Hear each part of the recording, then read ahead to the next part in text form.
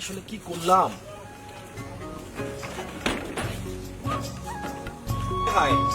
বাড়ির একই অবস্থা, এত টাকা কষ্ট করে এত টাকা পাঠালাম, বাসার কোনো কাজই করে নাই। কি ব্যাপার, কাউকে তো দেখতেছি না, গেল কোথায়?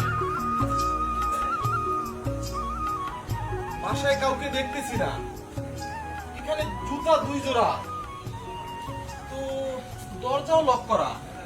কি ব্যাপার? রিয়া, রিয়া কই তুমি?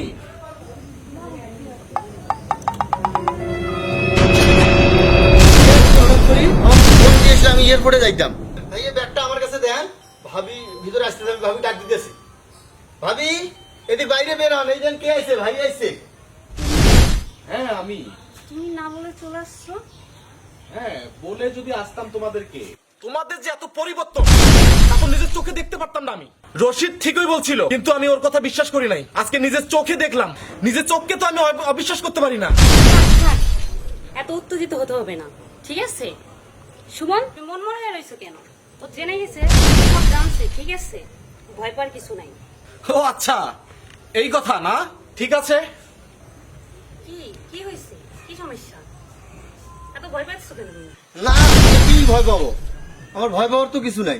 ভয় যদি না পাও তাহলে ওই ব্যাগটাও নিয়ে নাও। এই বিদেশ থেকে এত কষ্ট করে, এই 5টি বছর বিদেশে থেকে এত কষ্ট করে টাকা ইনকাম করে আমি তোদের কাছে পাঠিয়েছি,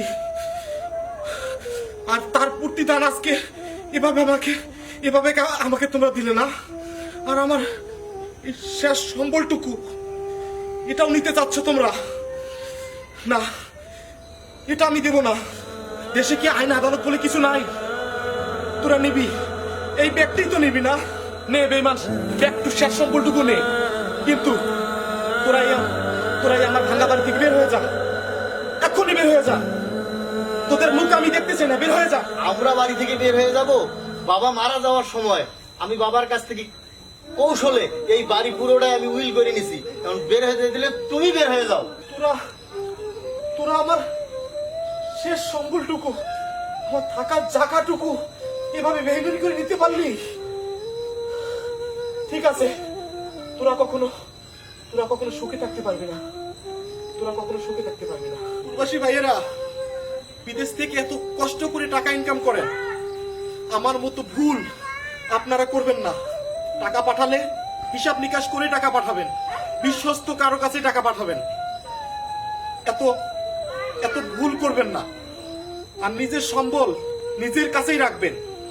আর আপনার দেশে আসার পরে, প্রবাস জীবন কাটানোর পরে যখন দেশে আসবেন, তারপরেই বিয়ে করবেন, এটাই আপনাদের জন্য ভালো হবে। ভালো থাকবেন সবাই।